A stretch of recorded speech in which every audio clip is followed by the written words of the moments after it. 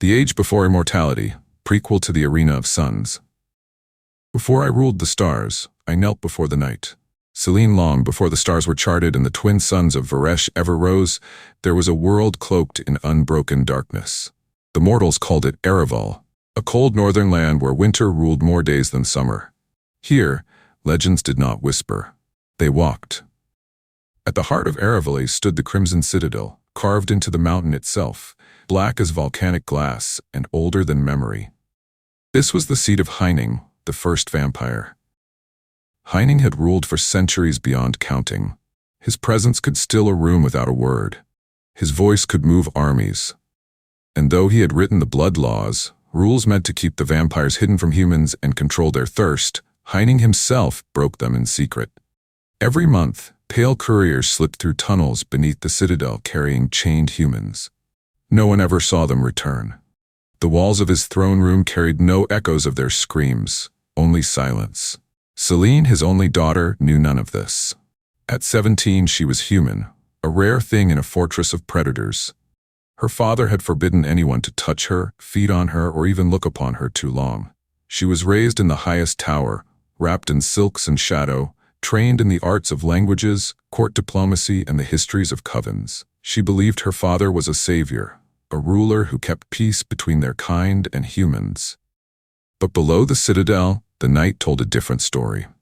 Selene spent her days on the parapets overlooking the ice plains, watching the endless columns of torches in the distance, vampire patrols returning with tribute from human villages. Sometimes she imagined what it might be like to walk among them, to feel snow crunch beneath her boots as they did. To be free of the weight of expectation. She had no memory of her mother. Heining had forbidden her name to be spoken. The only warmth she knew came from her maid and tutor, Lysara, an old vampire who had once been human herself. Lysara spoke to her like no one else dared to. "They fear you," Lysara told her once, as Selene leaned against the cold stone balustrade. "Fear me?" She laughed softly. "I'm no vampire. I can't even walk through the night without a torch." "They fear what you will become," Lysara said. "You are Heining's daughter. The blood of the first runs in your veins." Beneath them, the blood courts stretched like a labyrinth of black stone and torchlight. Heining's army trained there in constant battle. Vampires honing their speed and precision against other coven warriors, and sometimes against something far more dangerous, lycanthropes. For generations, the lycans had been both guardians and slaves of the vampire covens. Turned by the bite of their first alpha, they were designed to be strong, fast, and brutal. It was their duty to protect the covens during daylight, to build their fortresses, and to hunt their enemies. They were allowed to live, so long as they served. And the vampires ruled, because they controlled the wolves. Selene had never been allowed to speak to one. She had seen them only from afar, chained, collared in silver, their eyes burning like amber coals.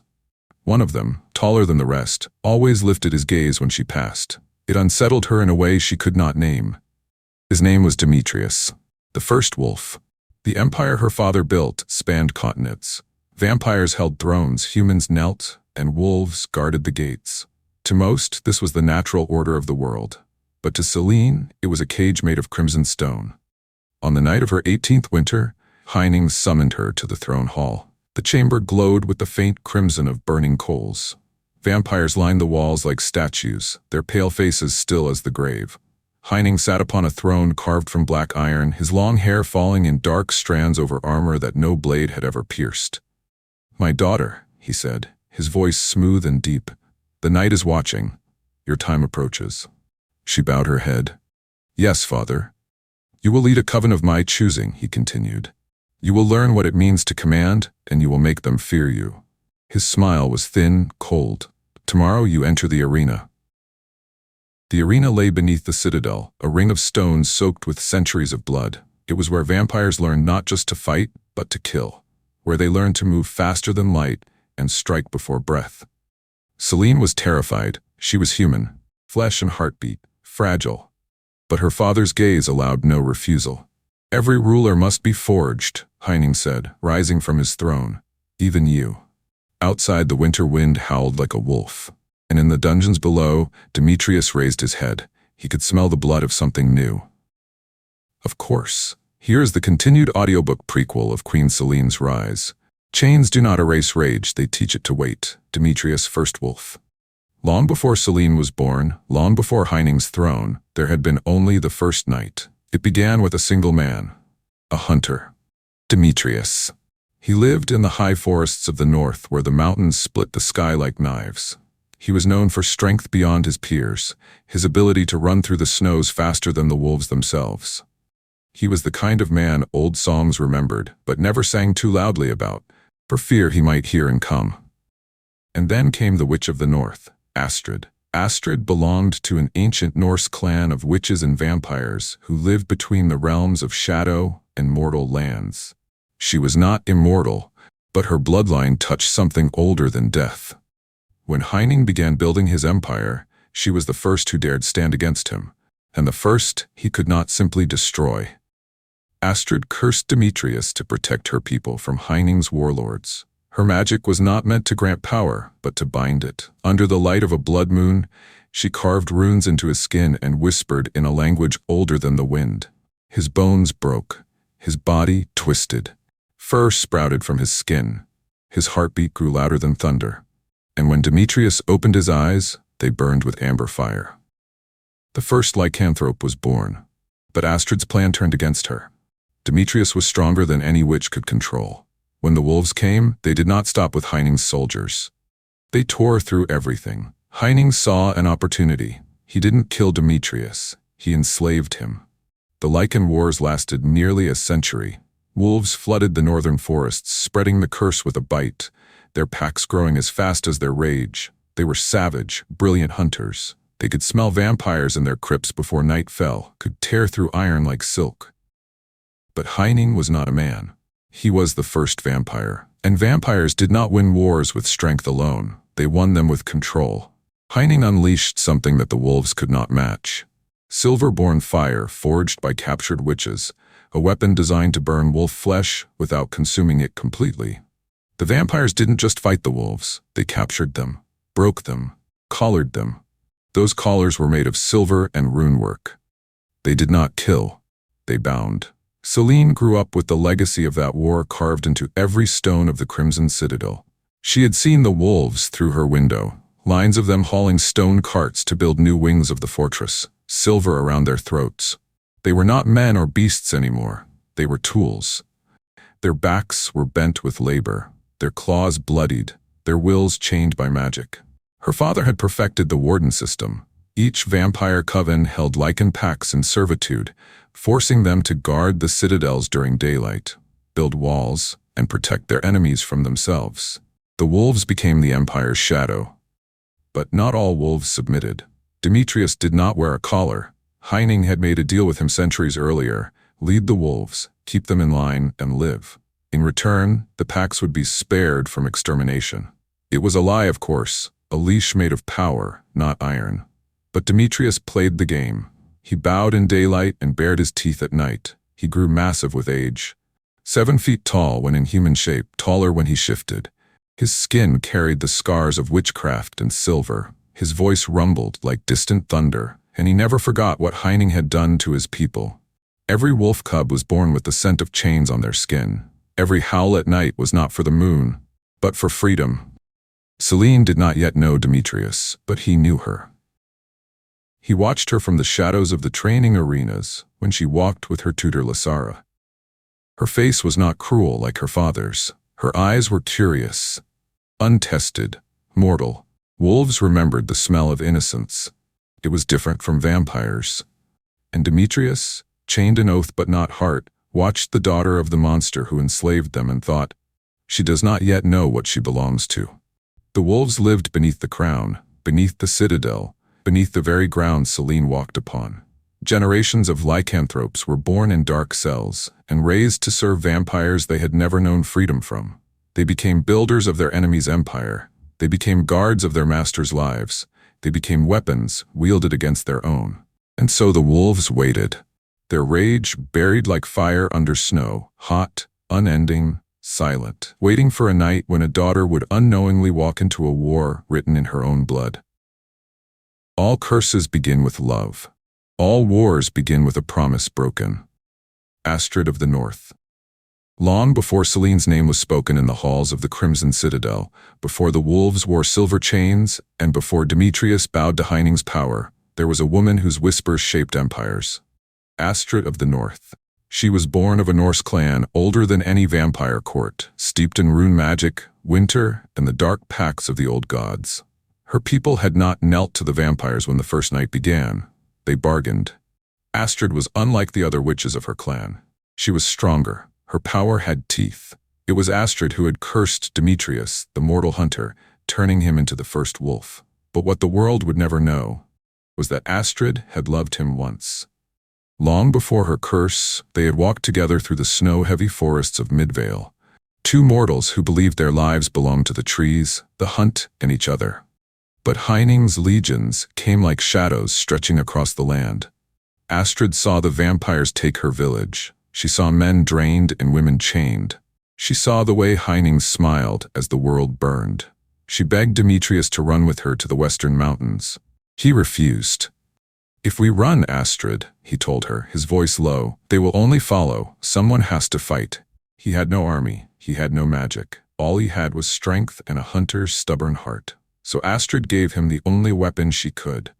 Under a blood moon, she summoned the old runes, spells that predated vampire and wolf alike. She carved their shapes into his skin, whispering to the sleeping gods that lived in the cracks between stars.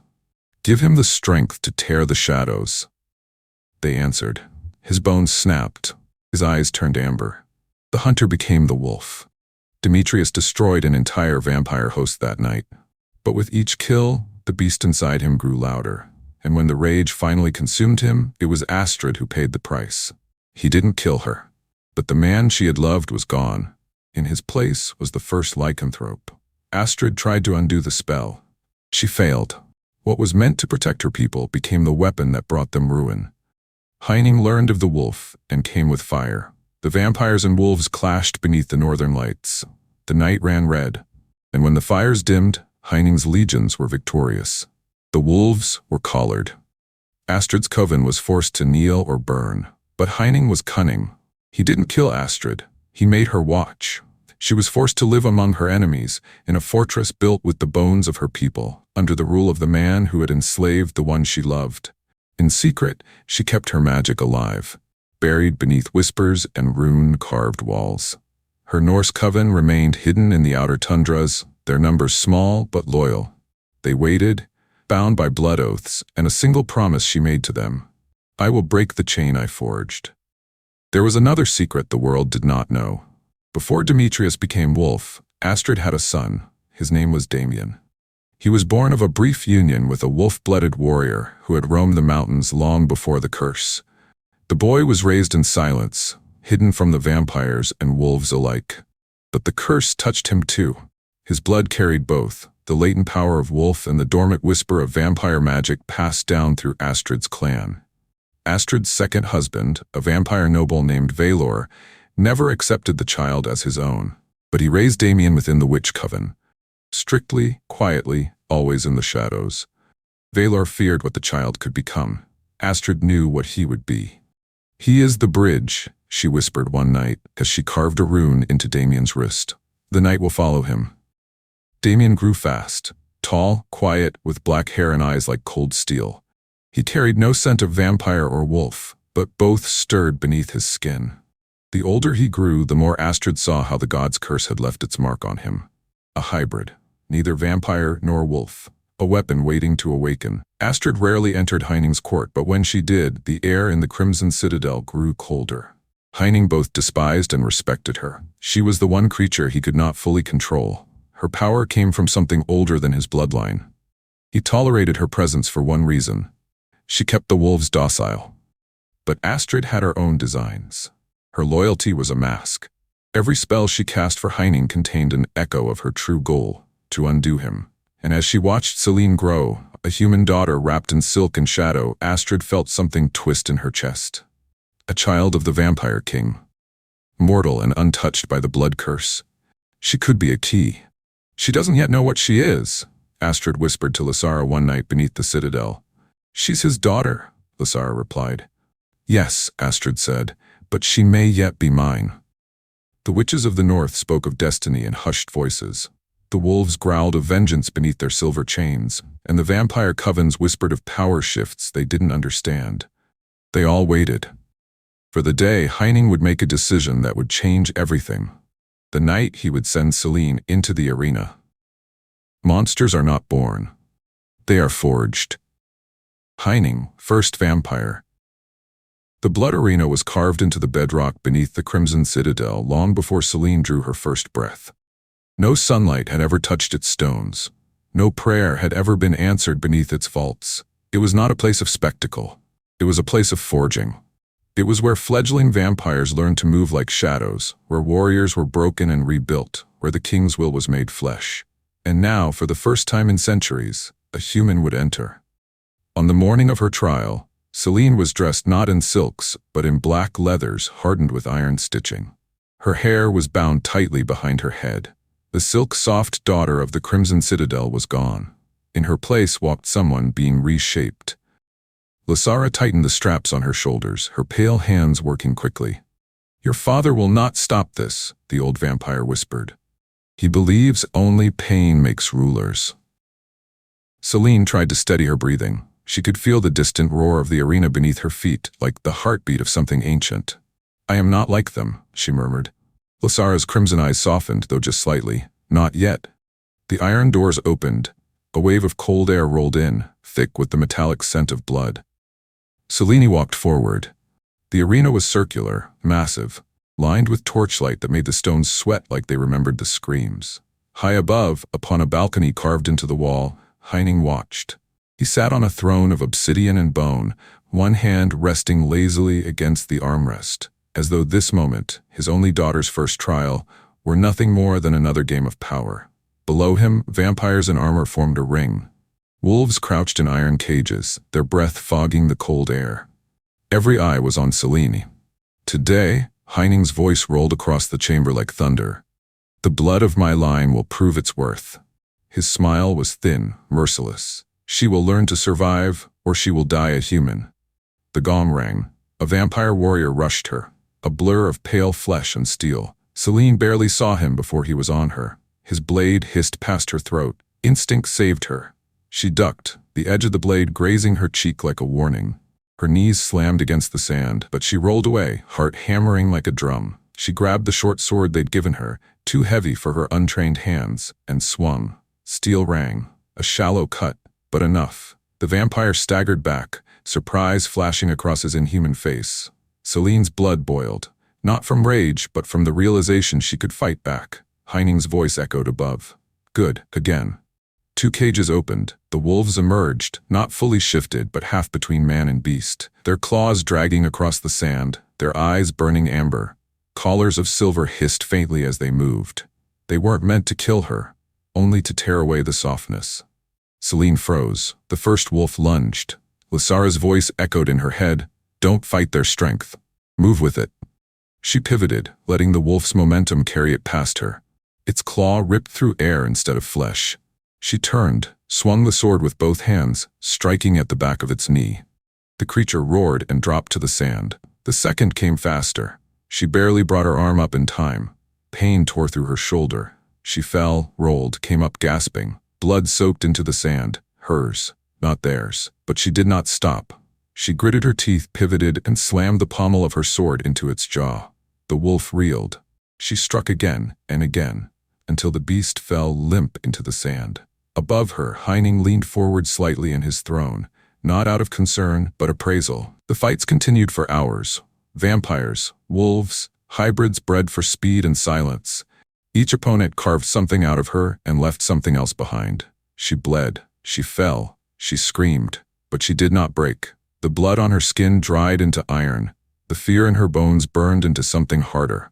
When she finally collapsed onto the sand, chest heaving, her sword cracked in half beside her, Heining rose. The entire arena went silent. He walked down the steps to the edge of the ring, not rushing, not smiling, just watching her as if weighing whether she was worth the night itself. "You did not win," he said, his voice low, dangerous.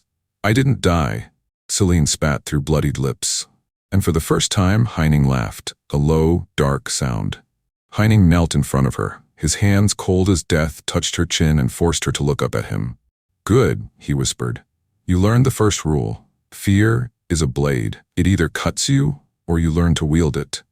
She stared at him, trembling, her lungs screaming for air. Heining straightened, his voice rising to the coven above. "This one," he declared, "will not be coddled. She will be forged. She will break her enemies like glass." The vampires roared. The wolves in their cages growled low, but they did not speak. Demetrius, watching from the shadows, said nothing, but deep in his chest something shifted. He recognized what Heining was building. Not a ruler, not a daughter, a weapon. That night, as Selene lay in her chamber, wounds burning, Lysara stitched her shoulder in silence. "You survived," Lysara said at last. "Barely," Selene whispered. "Barely," Lysara repeated softly, "is still alive." Outside her window, the wolves howled, a sound that had always unnerved her as a child. But this night, it sounded different. Not like monsters, like challengers waiting in the dark. And somewhere far below the citadel, Demetrius lifted his head and whispered her name for the first time. "Selene. Death is not the end, it is the door to the night." Heining, first vampire. The weeks after Selene's first trial blurred together like smoke. The blood arena had left its mark, not just in the scars on her body, but in the weight behind her steps. Her fear had not disappeared, it had changed. The fragile girl who once stared out over snowfields was gone. In her place stood someone learning to walk with shadows. But Heining was not satisfied. He did not want a survivor. He wanted an heir.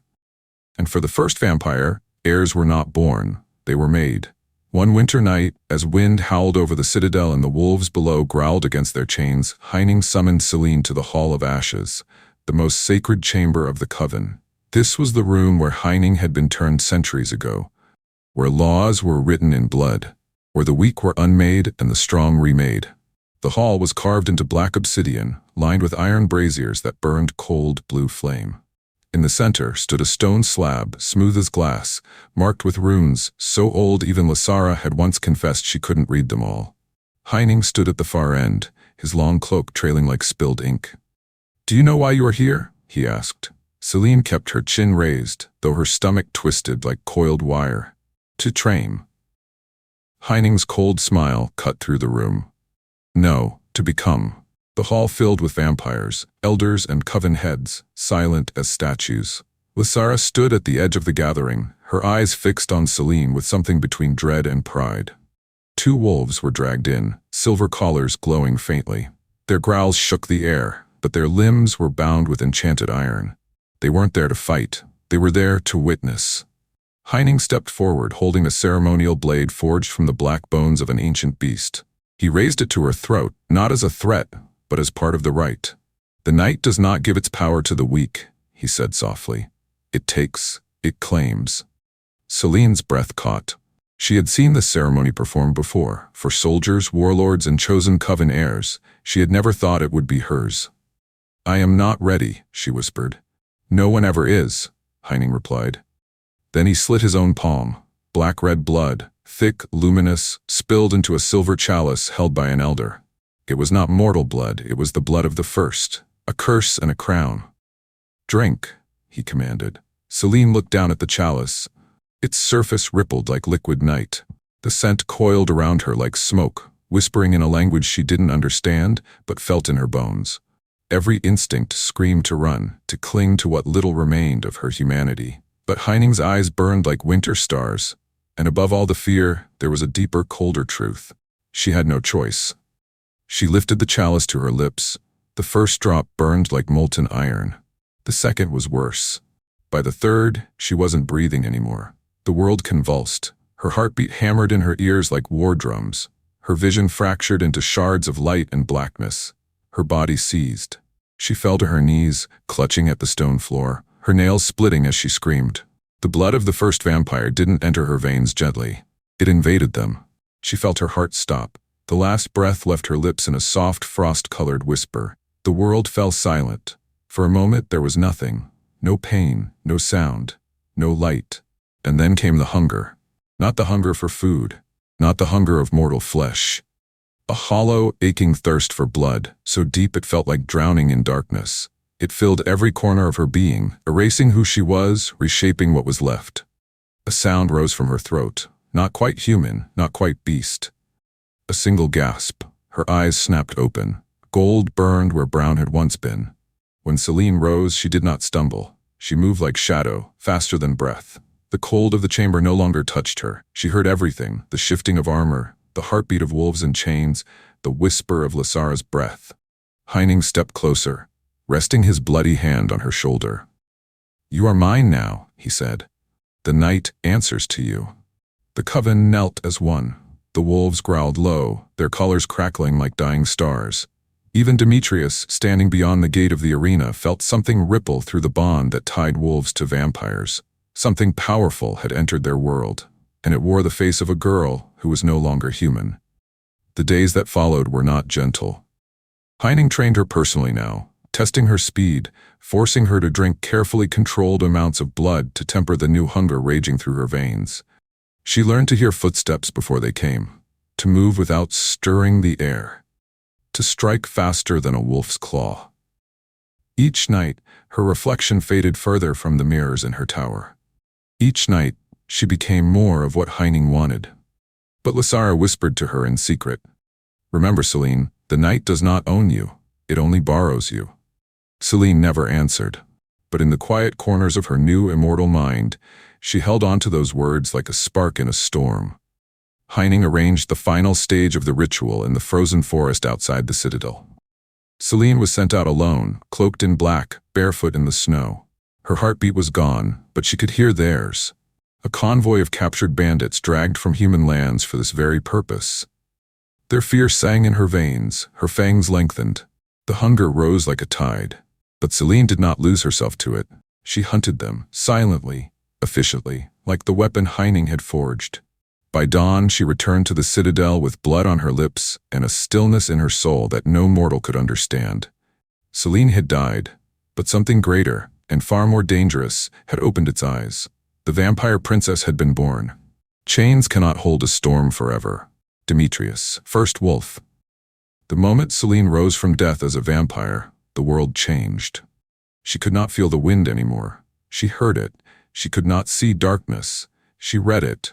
She moved like a whisper and struck like a falling blade. But power always comes with a price. The wolves felt it.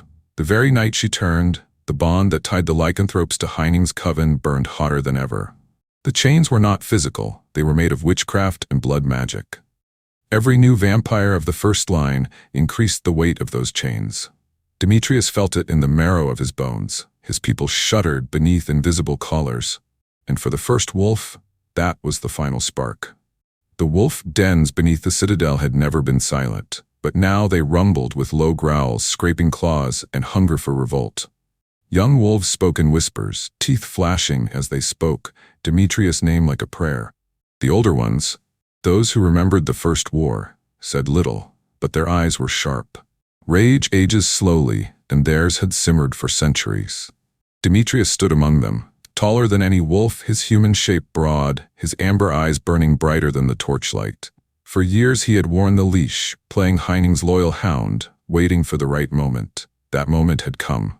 "She is his daughter," a young wolf snarled. "She is his weapon," Demetrius answered, "and every weapon has a breaking point."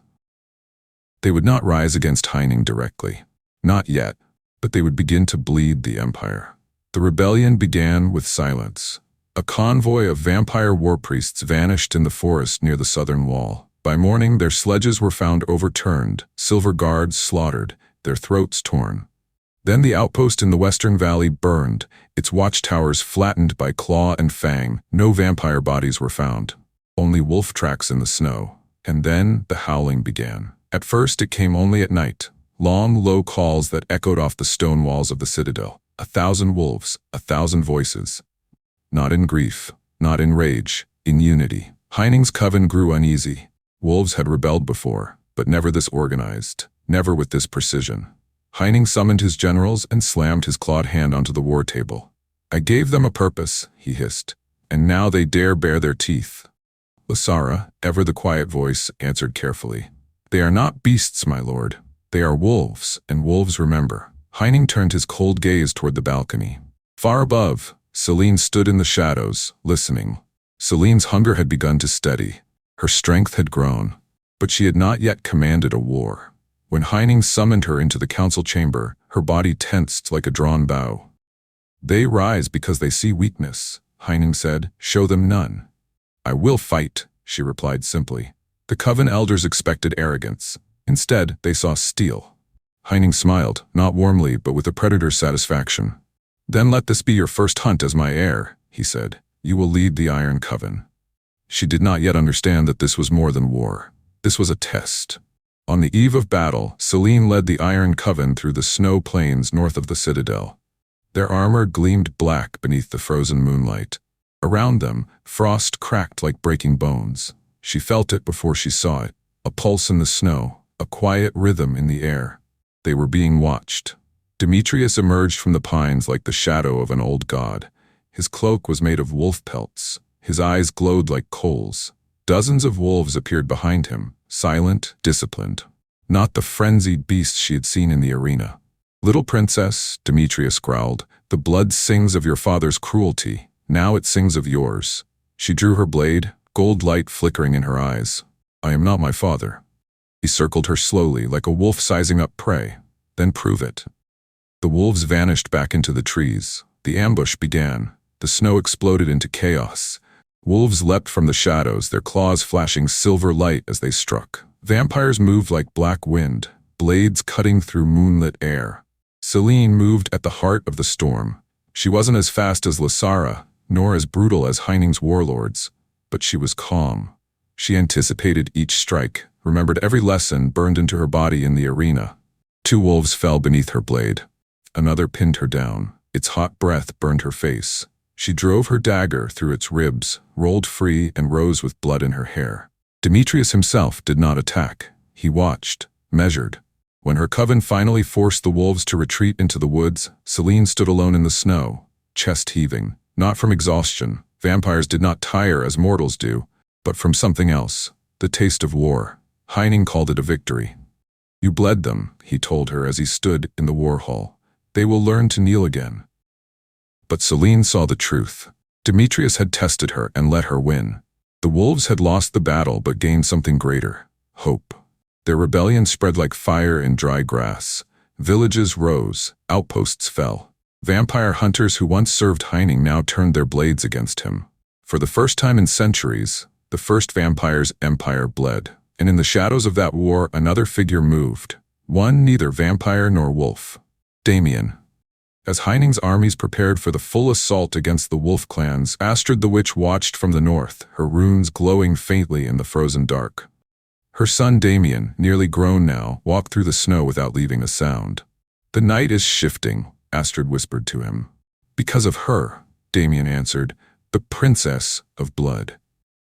The war between Fang and Fang would shape their world for centuries, but it would not end with Heining. It would end with Selene. And somewhere deep inside her immortal heart, still young, still new to the darkness, she felt it too.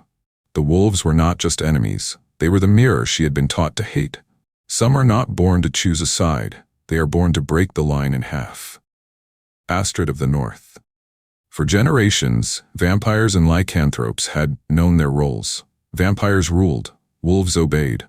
But Astrid, the Witch of the North, had always known that such order was a fragile illusion, one sharp blade away from shattering. That blade was not Selene, not Demetrius. It was Damien. Damien had been raised in the shadows of the Norse coven. The witches had hidden him from Heining's spies, warding his presence with old magic. His blood was a paradox. Vampire magic through his mother's line, wolf strength through his father's. He was neither and both. As a child, the wolves feared him, the vampires whispered about him. But Damien himself was quiet, observant, listening to both sides long before they knew his name. Astrid knew the power she had given birth to. She taught him runes before he could walk, silence before he could speak, strategy before he could hold a blade. She did not raise a prince. She raised a weapon.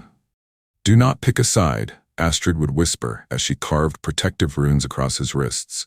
"Become the shadow they cannot control." Damien listened. When the wolf rebellion ignited across the north, the witches remained neutral. They healed both wolves and human rebels but did not march under any banner. But Damien did. He walked into Demetrius' camp alone. The wolves rose in alarm, some snarled, others drew their blades, and then the first wolf himself stepped forward. Demetrius was massive, scarred shoulders, amber eyes like flame. But when his gaze fell on Damien, something changed. He could smell the wolf blood in him, and something else. Something old, something dangerous. "Who are you, boy?" Demetrius growled. Damien tilted his head. His voice was calm. "The question is not who I am, it's whether you can afford to ignore me." The wolves tensed. Demetrius laughed, a low thunder rolling through the forest. Damien had learned the war long before stepping into it. He knew the location of the vampire supply lines, the rotation of their patrols, the patterns in their war songs. He had grown up listening to Heining's enemies and allies alike. He also knew Selene. He had watched her from the tree line during the first skirmishes. The way she moved, cold and disciplined, different from Heining's brutal warlords. She was not like them. She was becoming something else. And Damien understood something that neither wolves nor vampires yet saw. This war wasn't about who had power. It was about who would define it. "I can get you inside the Citadel," Damien said to Demetrius that night by the fire. "Not to destroy it. To cut the heart out." The wolves murmured, some growled. Demetrius stared at him, searching his face for deception. "You carry vampire in your blood," the first wolf finally said. "I carry freedom in my blood," Damien answered. "And you need it more than you know."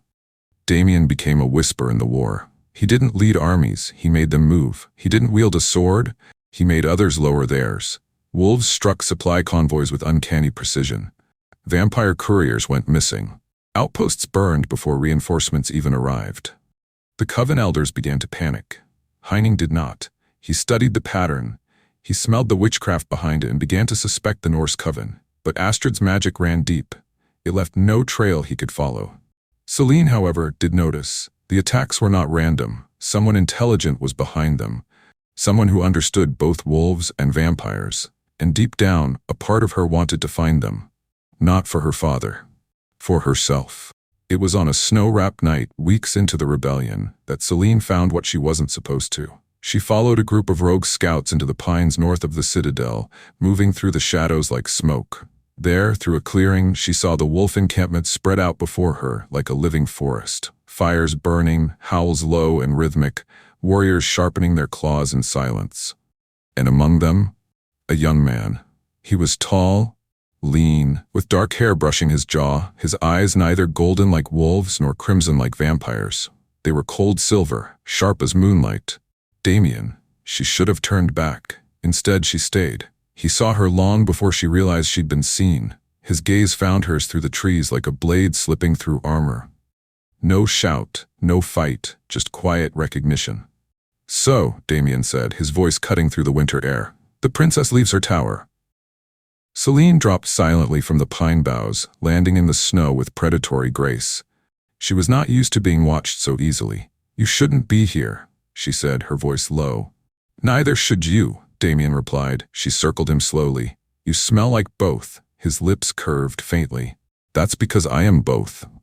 Wolves shifted uneasily around them. They knew what Selene was, Heining's heir, the blade that would one day cut them down. But Damien raised a hand, and they backed away. "You fight like your father," Damien said, "but your eyes don't." She froze. He stepped closer, not like a predator, but like someone testing the edge of a blade. "If you keep following his path, you'll become the monster he wants you to be. But maybe you're something else." They didn't fight that night. They didn't make a pact either. But something shifted. For the first time since her turning, someone saw Selene not as a weapon, not as the vampire princess, not as Heining's heir, but as a person standing between two roads. And for the first time, Selene didn't know which one she would walk. Damien vanished back into the trees before the wolves noticed what passed between them. But the shadow he cast over the war would only grow. As winter deepened, the rebellion spread like fire beneath snow. Heining tightened his grip. The wolves grew bolder. And caught between them were two children of different worlds. One forged by the night, the other born of it. Damien was not vampire, not wolf. And that made him the most dangerous of them all. Selene didn't know it yet. But this boy would shape her destiny as much as Demetrius or Heining ever would. Obedience builds empires. Defiance builds legends. Lysara, elder of the First Court. For months, Selene had fought the Wolf Rebellion as Heining's blade. She had led vampire covens into the snow, torn down outposts, and shed blood under a frozen moon. She had stood before the throne as her father praised her victories. But each triumph hollowed her more. Each howl she silenced echoed inside her chest long after the battlefield grew quiet. And in the cold silence between war councils and hunts, the memory of Damien's silver eyes began to claw at her. If you keep following his path, he had told her, you'll become the monster he wants you to be. She was a princess of night. But somewhere beneath the layers of blood and steel, a girl who once watched snowfall still breathed. Heining's war council gathered in the Iron Hall, a cavernous chamber walled with crimson banners and lit by the cold blue fires that never died. Generals and coven lords knelt as Heining stood before a vast war map carved into obsidian. Blood markers tracked wolf movement like a spreading disease. They are gathering at the Fjord Keep, a warlord growled. Demetrius rallies his strongest pack there. He's preparing for a siege. Then we burn it, Heining said. His voice was iron. Final. Selene's voice came before she could stop it. Burn it? That keep holds humans as well, the villages that supply the wolves. Heining's gaze shifted toward her slowly. And? She forced herself to meet his eyes. Those are people. Human villages we still control. Killing them, Heining cut in, will starve the wolves and remind mortals who owns their breath. The room fell silent. Selene's fingers tightened on the hilt of her blade. For years she had listened, learned, obeyed. This was different. This wasn't strategy. It was slaughter. Later that night, Selene walked the black corridors of the Citadel alone. Lysara stepped from the shadows to meet her, the old vampire's eyes glowing faintly beneath her hood. You spoke against him, Lysara said. Selene exhaled. I couldn't stay silent. Few do and live long, Lysara murmured. Heining does not tolerate cracks in the blade he forged.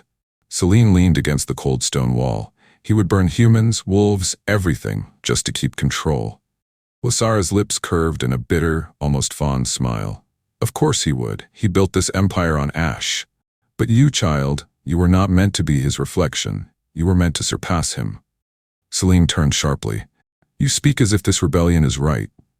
I speak, Lysara whispered, stepping closer, as someone who remembers what freedom tasted like before Heining bled it out of the world. 2 nights later, Heining summoned Selene to the Hall of Ashes. You will lead the burning of Fjord Keep, he said. It will be your victory. Your name the wolves will fear. Selene bowed, not out of loyalty, but to hide the war now raging behind her eyes. Yes, father. But as the Iron Coven prepared to march, Selene walked a different path. She moved through the northern gate alone, wrapped in a cloak of black wolf fur, silent as wind. No guards followed, no banners, just her, and a decision she could no longer outrun. Damien found her first. She hadn't even crossed the perimeter before his voice slipped out of the dark. So the princess walks in Wolflands. She didn't flinch. I came to warn you. Warn us? Damien stepped out from between the trees, the silver in his eyes catching the moonlight. You're leading the attack. Not this time, Selene said quietly. Heining means to burn Fjord Keep to ash. Wolves, humans, everyone. Wolves emerged from the forest around her. Low growls, sharp fangs, amber eyes. Demetrius stepped forward like a living mountain.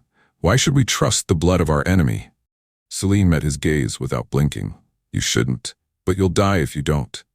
The air crackled with tension. Wolves bristled, but Damien spoke before Demetrius could. She's not here to fight, Damien said. She's here to choose. The snow whispered beneath their boots. For a long, heavy moment, Selene stared at Demetrius, the first wolf who had spent centuries bowing to her father. His hatred burned like a forge. But behind that fury, she saw something she had never seen in Heining's court. Conviction. She turned to Damien. If I help you defend the keep, I will be branded a traitor. Damien's voice was soft. Then stop wearing his crown. Selene's hands curled into fists. Her father had raised her to obey, to be his perfect blade. But she was no longer a girl wrapped in silk. She was a predator who could choose where she pointed her fangs. She inhaled slowly. The cold burned in her lungs. I will not let him burn innocence. When the Iron Coven came, they found something Heining had not prepared for. Selene standing at the wolves' side. The battle at Fjord Keep began in silence and ended in thunder. Wolves moved with precision. They had Damien's strategies guiding them now. Vampires struck hard, but they were not fighting rebels in hiding anymore. They were facing a coordinated force. Selene was a storm. She cut through Heining's soldiers with terrifying grace, not to slaughter, but to protect. She intercepted her own commanders. Disabled, disarmed, disoriented. For the first time, the wolves didn't see her as a princess. They saw her as something else entirely. A blade pointed at her own throne. The coven was forced to retreat. When Heining received the news, the frozen throne room trembled with the force of his rage. His own daughter, his heir. She had chosen the wolves. She will return, he said coldly to his generals, and when she does, she will kneel. But Heining did not know Selene anymore. She was no longer the child in silk, no longer the obedient blade. She was becoming something else, something neither vampire nor wolf could fully control. And for the first time in centuries, the King of Night had a worthy enemy. When blood and moonlight collide, no empire stands untouched. The night after the Battle of Fjord Keep, the forests lay silent. Snow fell softly on the ruins of scorched towers, and the air smelled of both victory and ash. The wolves had won, but the war was far from over. Selene stood at the edge of the keep walls, staring into the black pines that, for the first time since her turning, she had drawn her blade against her father's soldiers, against her own kind. She was no longer Heining's daughter. She was a traitor to the throne. But beneath the unease there was also a strange sense of freedom. It was Damien who found her in the moonlight. "You stood against him," he said softly. "Now he will never forgive you." Selene didn't look away from the tree line. "I never asked for his forgiveness." Damien's silver eyes narrowed slightly. "Then you're ready." "Ready for what?" But Damien didn't answer.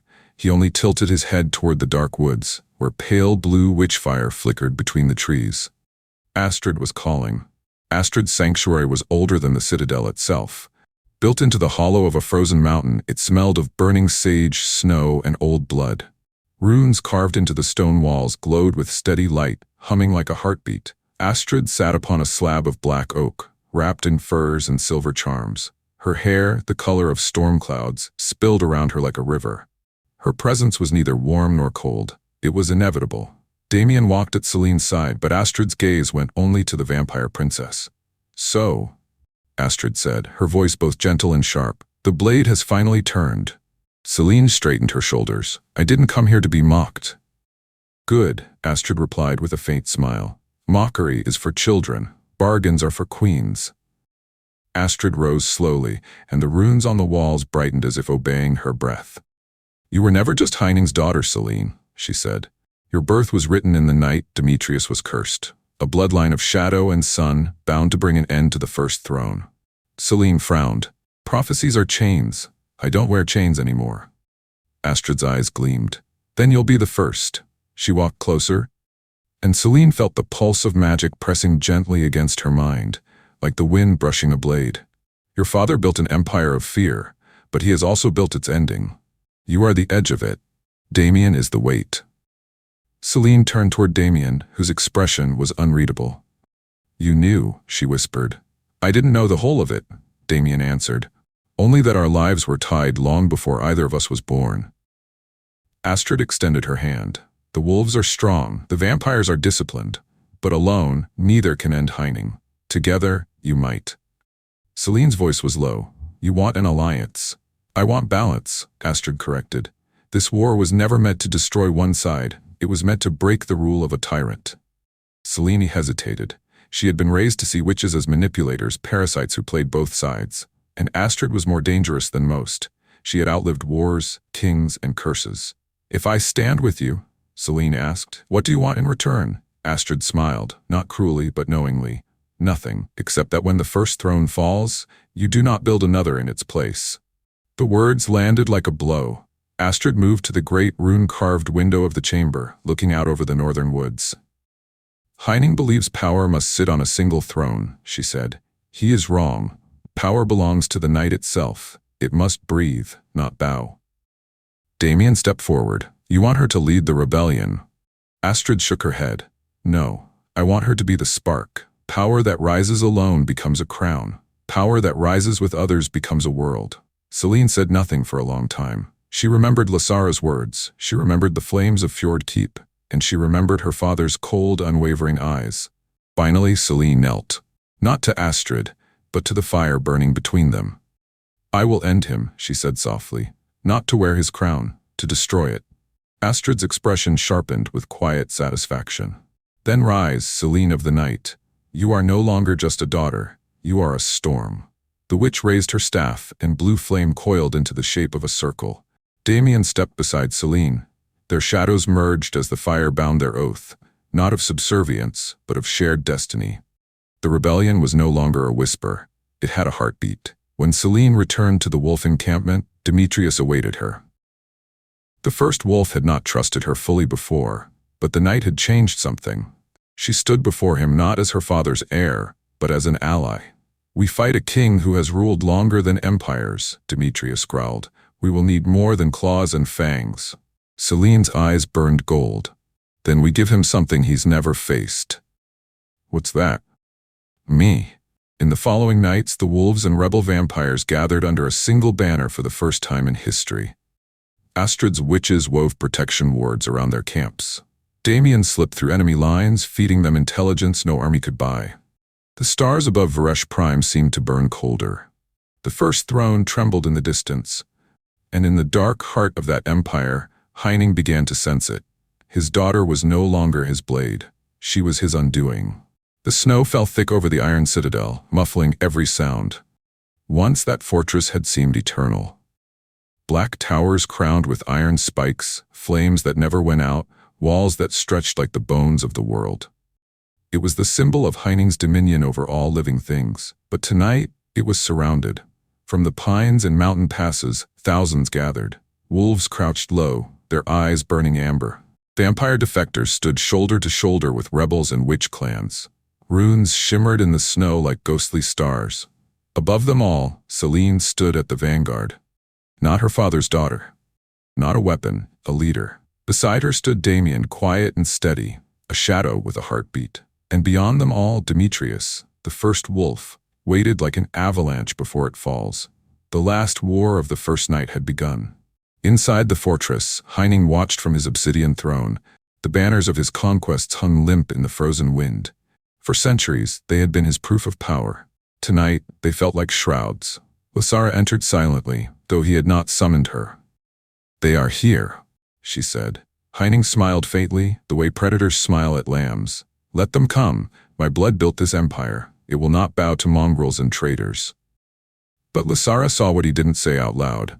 There was something in his gaze she had never seen before. Fear. The assault began at the stroke of midnight.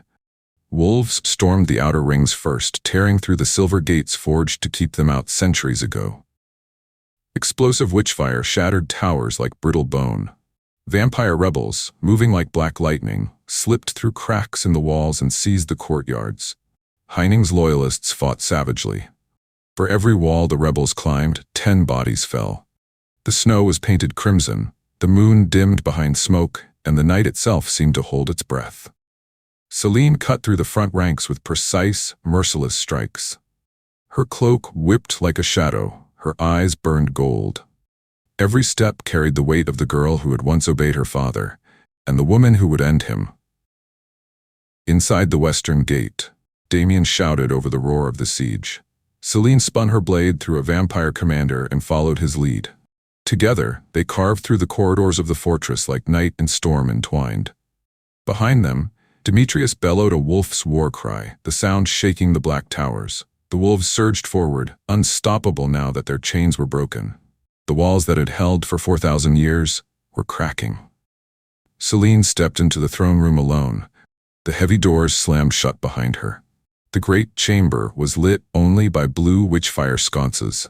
Heining sat upon the obsidian throne, draped in crimson. His face, once carved with cold pride, was lined with an immortal wariness. Yet his voice carried the same steel it always had. "You've brought war to your own blood," he said quietly. "For what?" "For everything you've taken," Selene answered. He leaned forward, golden eyes narrowing. "I made you strong. You made me a weapon," she hissed.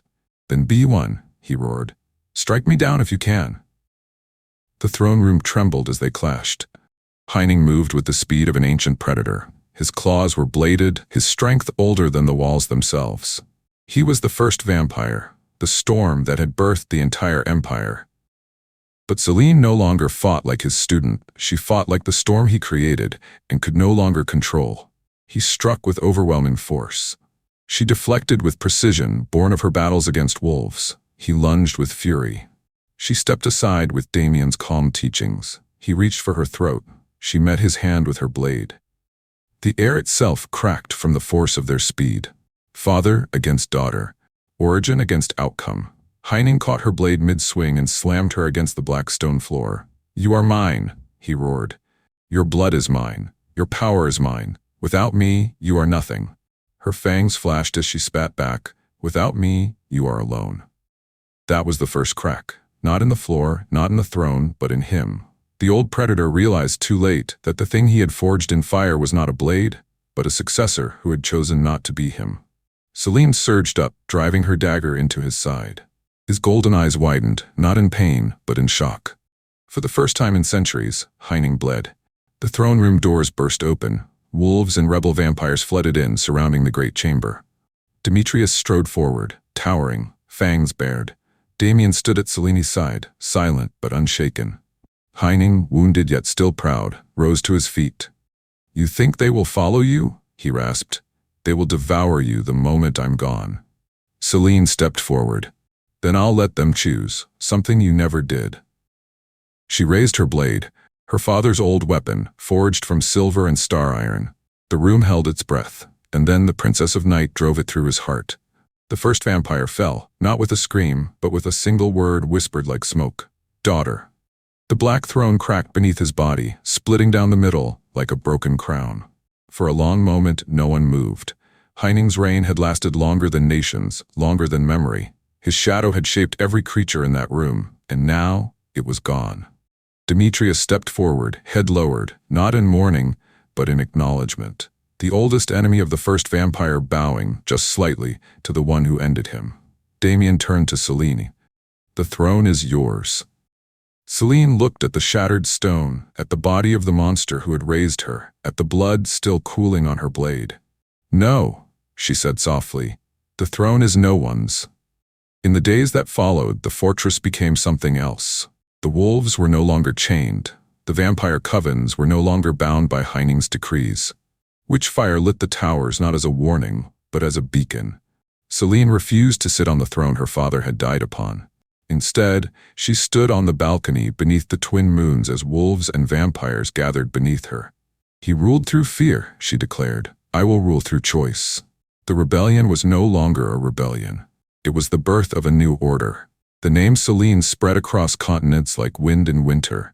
The vampire who turned on her own blood, the woman who ended the first throne, the princess who became a queen without a crown. Beside her stood Damien. The shadow between wolf and vampire, her greatest ally and the blade no enemy saw coming. And Demetrius, the wolf who had waited centuries to see the chains break. This was not the end of her story. It was the beginning of the legend that would echo across millennia, until she would one day rule among the stars as Queen Selene of the 30 galaxies. And on that first night after her father's fall, as the moonlight touched the broken throne, she whispered, "Strength is not in the crown. Strength is in the choice not to wear it." The snow fell thick over the iron citadel, muffling every sound. Once that fortress had seemed eternal. Black towers crowned with iron spikes, flames that never went out, walls that stretched like the bones of the world. It was the symbol of Heining's dominion over all living things. But tonight, it was surrounded. From the pines and mountain passes, thousands gathered. Wolves crouched low, their eyes burning amber. Vampire defectors stood shoulder to shoulder with rebels and witch clans. Runes shimmered in the snow like ghostly stars. Above them all, Selene stood at the vanguard. Not her father's daughter, not a weapon, a leader. Beside her stood Damien, quiet and steady, a shadow with a heartbeat. And beyond them all, Demetrius, the first wolf, waited like an avalanche before it falls. The last war of the first night had begun. Inside the fortress, Heining watched from his obsidian throne. The banners of his conquests hung limp in the frozen wind. For centuries, they had been his proof of power. Tonight, they felt like shrouds. Lysara entered silently, though he had not summoned her. "They are here," she said. Heining smiled faintly, the way predators smile at lambs. "Let them come. My blood built this empire. It will not bow to mongrels and traitors." But Lysara saw what he didn't say out loud. There was something in his gaze she had never seen before. Fear. The assault began at the stroke of midnight. Wolves stormed the outer rings first, tearing through the silver gates forged to keep them out centuries ago. Explosive witchfire shattered towers like brittle bone. Vampire rebels, moving like black lightning, slipped through cracks in the walls and seized the courtyards. Heining's loyalists fought savagely. For every wall the rebels climbed, 10 bodies fell. The snow was painted crimson, the moon dimmed behind smoke, and the night itself seemed to hold its breath. Selene cut through the front ranks with precise, merciless strikes. Her cloak whipped like a shadow, her eyes burned gold. Every step carried the weight of the girl who had once obeyed her father, and the woman who would end him. Inside the western gate, Damien shouted over the roar of the siege. Selene spun her blade through a vampire commander and followed his lead. Together they carved through the corridors of the fortress like night and storm entwined. Behind them, Demetrius bellowed a wolf's war cry, the sound shaking the black towers. The wolves surged forward, unstoppable now that their chains were broken. The walls that had held for 4,000 years were cracking. Selene stepped into the throne room alone. The heavy doors slammed shut behind her. The great chamber was lit only by blue witchfire sconces. Heining sat upon the obsidian throne, draped in crimson. His face, once carved with cold pride, was lined with an immortal wariness. Yet his voice carried the same steel it always had. "You've brought war to your own blood," he said quietly. "For what?" "For everything you've taken," Selene answered. He leaned forward, golden eyes narrowing. "I made you strong. You made me a weapon," she hissed. "Then be one," he roared. "Strike me down if you can." The throne room trembled as they clashed. Heining moved with the speed of an ancient predator. His claws were bladed, his strength older than the walls themselves. He was the first vampire, the storm that had birthed the entire empire. But Selene no longer fought like his student. She fought like the storm he created and could no longer control. He struck with overwhelming force. She deflected with precision born of her battles against wolves. He lunged with fury. She stepped aside with Damien's calm teachings. He reached for her throat. She met his hand with her blade. The air itself cracked from the force of their speed. Father against daughter, origin against outcome. Heining caught her blade mid-swing and slammed her against the black stone floor. "You are mine," he roared. "Your blood is mine. Your power is mine. Without me, you are nothing." Her fangs flashed as she spat back. "Without me, you are alone." That was the first crack. Not in the floor, not in the throne, but in him. The old predator realized too late that the thing he had forged in fire was not a blade, but a successor who had chosen not to be him. Selene surged up, driving her dagger into his side. His golden eyes widened, not in pain, but in shock. For the first time in centuries, Heining bled. The throne room doors burst open, wolves and rebel vampires flooded in, surrounding the great chamber. Demetrius strode forward, towering, fangs bared. Damien stood at Selene's side, silent but unshaken. Heining, wounded yet still proud, rose to his feet. "You think they will follow you?" he rasped. "They will devour you the moment I'm gone." Selene stepped forward. "Then I'll let them choose, something you never did." She raised her blade, her father's old weapon, forged from silver and star iron. The room held its breath, and then the Princess of Night drove it through his heart. The first vampire fell, not with a scream, but with a single word whispered like smoke. "Daughter." The black throne cracked beneath his body, splitting down the middle like a broken crown. For a long moment, no one moved. Heining's reign had lasted longer than nations, longer than memory. His shadow had shaped every creature in that room, and now it was gone. Demetrius stepped forward, head lowered, not in mourning, but in acknowledgement. The oldest enemy of the first vampire bowing, just slightly, to the one who ended him. Damien turned to Selene. "The throne is yours." Selene looked at the shattered stone, at the body of the monster who had raised her, at the blood still cooling on her blade. "No," she said softly, The throne is no one's. In the days that followed, the fortress became something else. The wolves were no longer chained. The vampire covens were no longer bound by Heining's decrees. Witchfire lit the towers not as a warning, but as a beacon. Selene refused to sit on the throne her father had died upon.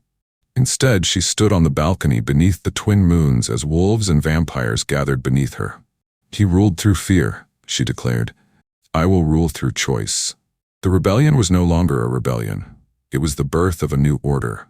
The name Selene spread across continents like wind in winter. The vampire who turned on her own blood. The woman who ended the first throne. The princess who became a queen without a crown. Beside her stood Damien, the shadow between wolf and vampire, her greatest ally and the blade no enemy saw coming. And Demetrius, the wolf who had waited centuries to see the chains break. This was not the end of her story. It was the beginning of the legend that would echo across millennia, until she would one day rule among the stars as Queen Selene of the 30 galaxies. And on that first night after her father's fall, as the moonlight touched the broken throne, she whispered, "Strength is not in the crown. Strength is in the choice not to wear it. Legends are not born, they are forged in the silence after war." Astrid of the North. The Iron Citadel no longer echoed with screams. It breathed, for the first time in 4,000 years. The walls that had once chained wolves now sheltered them. The vampire banners, once symbols of conquest, were taken down and burned in the snow. Astrid's witches erased the blood runes Heining had carved into the foundation of the world, unraveling centuries of fear. And Selene stood where her father had died. The moon hung low, pale and silver. Its light spilled through the broken ceiling of the throne room, touching the shattered obsidian seat that had ruled the night. Where once there was shadow, there was only silence. Demetrius approached her quietly, massive frame casting long shadows. "The wolves will follow their own now," he said. "Not because they must, but because they choose." Damien came next, still half-cloaked in wolf and vampire bloodlines, the silver of his eyes reflecting the moonlight. "The vampires are lost without a king, but they listen to you, not out of fear, out of respect." Selene stared at the ruins. "Then the night no longer belongs to one throne." Demetrius tilted his head. "And to whom does it belong?" She looked out over the battlefield, at the mingled camps of wolves and vampires, sharing the same fire for the first time in memory. "To all of us," she said. She refused to sit upon the black throne. Instead, she broke it. In a single motion, Selene raised her father's blade and struck down into the cracked obsidian. The seat that had held empires together shattered into shards that glittered like stars across the floor. No crown, no ruler, only the Night Council, a gathering of wolves, vampires, and witches who would share power, not chain it. Astrid joined them that night, her hands tracing new runes over the ground where Heining's throne once stood. "Power shared is power that endures," the witch said softly, "and history will call this night the first dawn." Selene didn't respond, but she knew. History would remember. The centuries that followed did not move quickly. Empires do not change overnight. But under Selene's quiet guidance, the wolves built their own cities under the moon. Vampire covens turned their blades outward, not against each other, but against the darkness beyond their borders. The witch clans became diplomats, weavers of fragile peace. Demetrius became the first speaker of the council. Damien became Selene's shadow, her sword in silence. And Selene became something more than a queen. She became a myth. As centuries turned to millennia, technology was born under the night sky. Vampire science advanced far beyond mortal imagination. Wolf-engineered cities stretched across continents. Together their kind forged starships, carving a path into the void. The old blood wars became old songs. The iron chains became relics in glass cases. And Selene remained, ageless, unbound, eternal. The stars that her father once viewed as unreachable became hers to walk beneath. One night, on a world far from Earth, beneath the burning light of twin suns, a new kind of arena was built. Not of chains, but of honor. Not to prove dominance, but to remind the galaxy what strength truly meant. The Arena of Suns. Selene stood at its edge, centuries after Heining's fall, her silver hair catching the starlight, her golden eyes calm and sharp. She was no longer the frightened girl forged in blood. She was the Night Queen who had outlived kings, wars, and empires. And when a single human named Lucius Hale stepped into the arena to face her, a spark long buried in time stirred awake. A storm once tore down a throne, Selene thought, looking at him. Now another may change the stars. The war of wolves and vampires was over. The story of the stars was about to begin. There was a time when the night belonged to one throne, a time when fear was law and blood was currency. But that empire fell beneath the footsteps of its own daughter. Selene of the first bloodline, the storm that shattered the first throne. She did not crown herself. She chose freedom over power, unity over dominion. For 4,000 years, her name drifted like a whisper through the stars, a name that once made empires tremble, and now would make them listen. The wolves built their cities beneath silver moons. The vampires forged ships that could pierce the void. The witches kept the balance. And Selene watched as the night spread its wings across the galaxy. But history has a way of testing legends.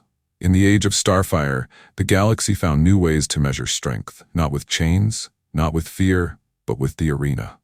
Two suns rise over Varesh Prime. Their light bleeds across a golden coliseum built at the edge of eternity. Here, the greatest warriors of 1,000 worlds gather. Here they bleed, they break, and they become remembered.